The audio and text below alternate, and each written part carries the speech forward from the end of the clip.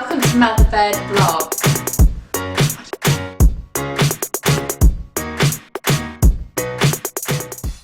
Hi guys, and welcome back to Mother Byrd Vlog channel. If you're new here, I'm Zara and I'm 22, mummy to two girls, Ruby and Lucy, and today we are decluttering and organising and cleaning out all their clothes because it's totally a job that I've left far too long and it's now chaos.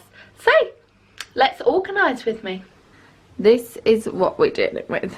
Woo!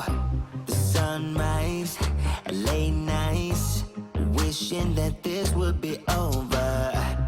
Cold eyes, the same fights, we won't be getting any closer. We're supposed to be. I thought I'd show you the bits I picked up from Byrd yesterday quickly. I've got two huge baskets like this. They were £2 each, and I'm just going to use these to store some clothes, some bits and bobs with.